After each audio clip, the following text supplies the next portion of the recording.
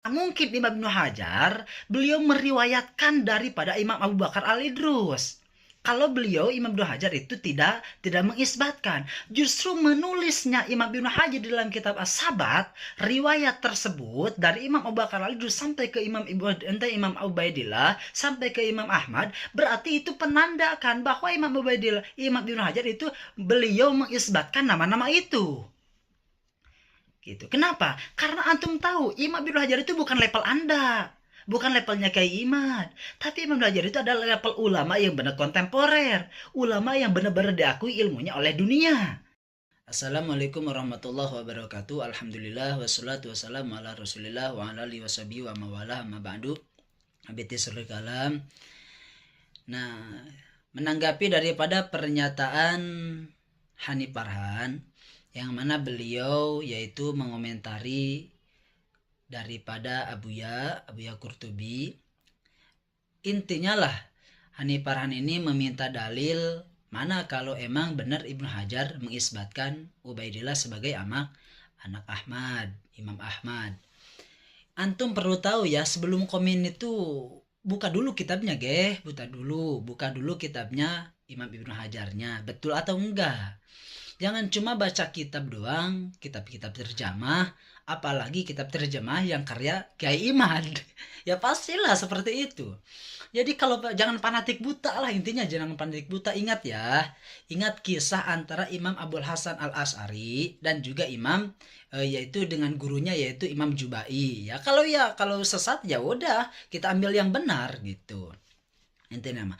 Dan antum harus tahu bahwa Kiai Imad itu dulu pada saat nangtang 3 hari 3 malam, beliau itu sebetulnya mengakui bahwa Imam Ibnu Hajar itu mengisbahkan nama Imam Ubaidillah. Hanya saja setelah banyak yang mendebat, dia pindah gawang, dia pindah cari jalan lagi sampai akhirnya kan seperti ini antum. Artinya katanya Ibnu Hajar tidak mengisbatkan Imam Ubaidillah sebagai putra Ahmad.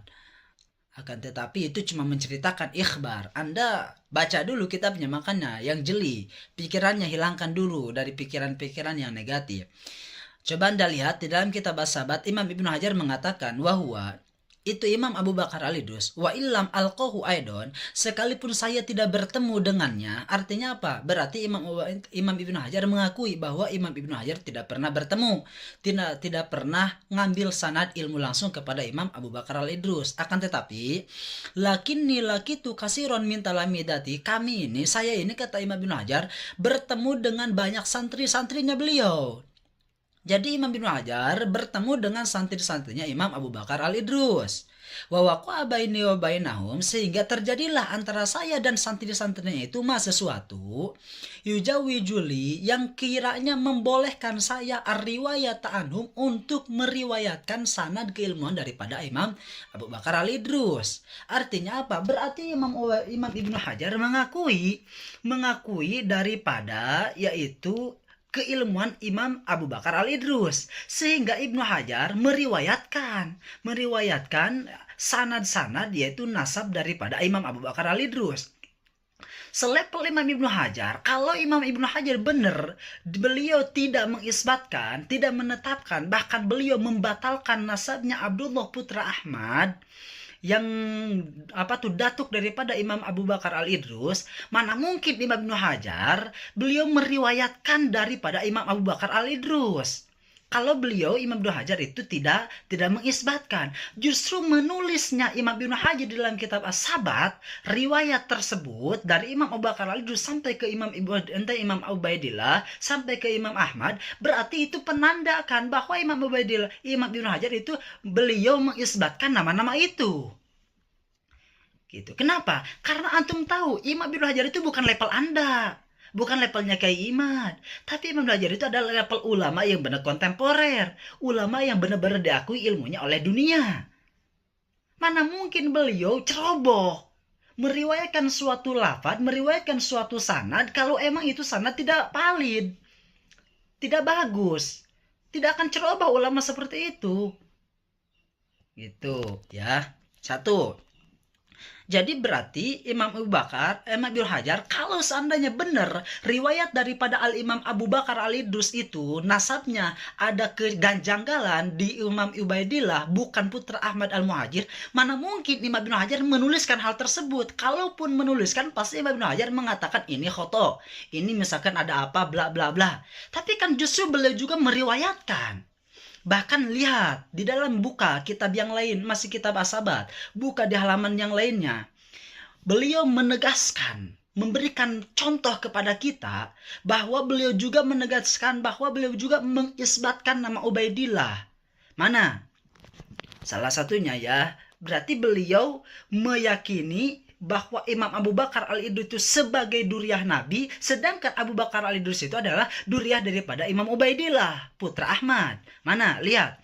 Di dalam kitab As-Sabat, As-Sanadul Imam Abi Bakar Al-Idrus Al-Adna fi Lubsil Khirqah, sanad keruntuhan daripada Imam Abu Bakar Al-Idrus di dalam Lubsil Khirqah, kata Imam Ibnu Hajar, li aidon. Lihat. Kalimat pertama yang dipakai Imam Ibnu Hajar itu adalah li aidon, saya juga punya. Punya apa? Fil lubsil khirqah, di dalam masalah lubsil khirqah, tariqatun ukhra, punya perjalanan yang lain yang mana pigoyatil fakhamah, dengan perjalanan yang ini, tarikat yang ini benar-benar sangat muncak, sangat bagus, sangat totalitas di ujung keagungannya. Jadi Imam Ibnu Hajar mengatakan bahwa saya punya sanad yang benar-benar istimewa karena wadhalika li'annaha anil kutbil kabir. Kenapa ini torikot yang ini sampai memuncak keistimewaannya? Li'annaha, karena yang torikot ini perjalanannya anil kutbil kabir, dari wali kutub yang kabir.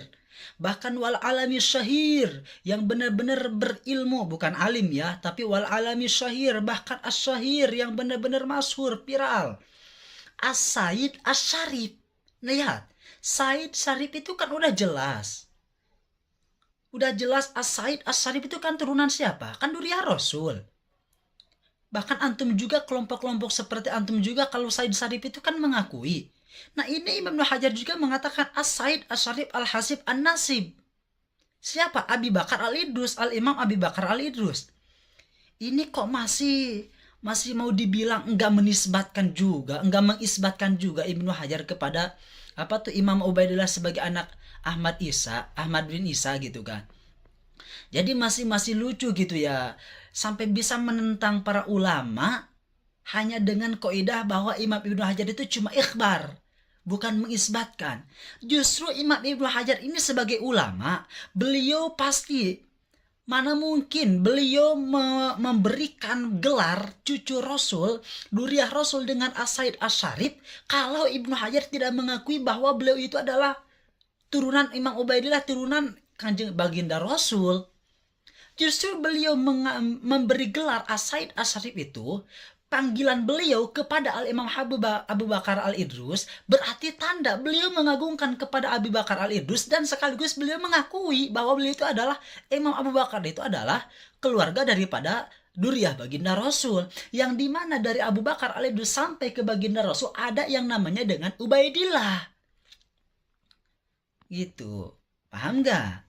Dengan kata As-Said As-Syarif itu sudah mewakilkan bahwa Ibnu Hajar itu, beliau mengatakan hal demikian, memanggil kepada Al-Imam Abu Bakar dengan panggilan gelar As-Said As-Syarif, berarti itu Ibnu Hajar memberi contoh kepada kita, beliau juga mengakui kepada Abu Bakar Al-Idrus itu dengan panggilan Said Syarif. Berarti kita tinggal contoh Patabi Solihami, masalah apa? Tinggal ikuti Imam Ibnu Hajar. Masa dengan kata tersebut antum mengatakan bahwa Imam Ibnu Hajar tidak mengisbat? Loh, masih bingung ya. Tapi terserah Anda lah. Mungkin itu mah pemikiran Anda. Tapi coba Anda pikirkan. Imam Ibnu Hajar, sekelas Imam Ibnu Hajar mengatakan hal demikian, memanggil kepada Al-Habib Abu Bakar itu dengan As-Said As-Syarif. Lalu disebutkan oleh Anda ini cuma mengikhbarkan, bukan isbat. Bodoh amat lah itu. Tapi coba antum pikir yang jeli, yang jernih ya.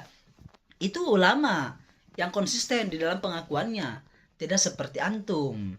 Mohon maaf karena ya jangan dibiasakan membaca kitab itu, jangan dibiasakan dari terjemah, baca kitabnya.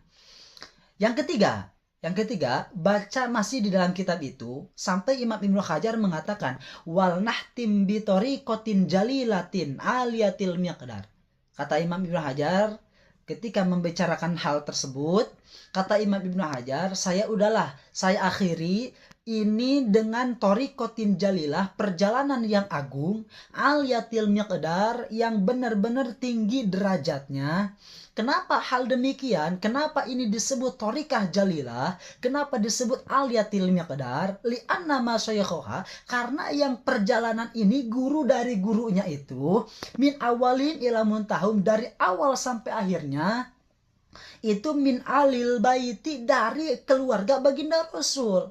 Coba Anda artikan alil bait itu siapa? Masa iya Anda bisa mengartikan alil bait cuma apa tuh? Cuma keluarga rumah doang gitu. Kulun an abih, itu semuanya dari bapak, jalur bapak. Artinya apa? Ini Imam Ibnu Hajar, beliau mengatakan sampai ini thariqah ini disebut thariqah jalilah aliyatil miqdar karena dari A sampai Z itu, dari awal sampai itu, guru-gurunya itu benar-benar awal sampai akhirnya itu daripada alul bait. Berarti apa? Ibnu Hajar mengakui. Jadi konsisten dong. Ibnu Hajar itu mengakui dengan hal demikian, itu sudah memberikan itibar, memberikan contoh kepada kita. Selevel Ibnu Hajar juga beliau mengatakan hal demikian, memanggil dengan As-Sa'id Asy'ari. Kalau seandainya benar-benar Abu Bakar itu bukan daripada baginda Rasul, duriah Rasul, ada kejanggalan di nama Ubaidillah, mana mungkin Imam Ibnu Hajar selevel ulama Ibnu Hajar juga, mana mungkin mengatakan As-Sa'id Asy'ari kalau emang itu bukan duriah Rasul. Dan juga mana mungkin Imam Ibnu Hajar memberikan gelar As-Sa'id Asy'ari kepada Imam Abu Bakar kalau Imam Ibnu Hajar menafikan. Paham gak Anda? Jadi seperti inilah. Jadi dalil Anda itu seperti itu. Ibnu Hajar itu tidak menafikan, tidak mengisbatkan, cuma ikhbar doang. Kelompok-kelompok ada itu dalilnya seperti itu. Seperti Syekh Nawawi. Syekh Nawawi itu bukan mengisbatkan nama Ubaidillah, tapi cuma menyebutkan doang. Cuma apa tuh? Cuma ikhbar doang. Seperti di dalam kitab Safina atau dalam kitab Ukudulujan itu cuma memberi ikhbar kepada kita. Justru itu mewakilkan bahwa beliau itu adalah mengakui. Kalau emang misalkan beliau tidak mengakui, pasti beliau itu sebagai ulama pasti tidak akan menyumputkan. Tidak, pasti beliau itu mengutarakan bahwa ini ada kejanggalan di bla bla bla.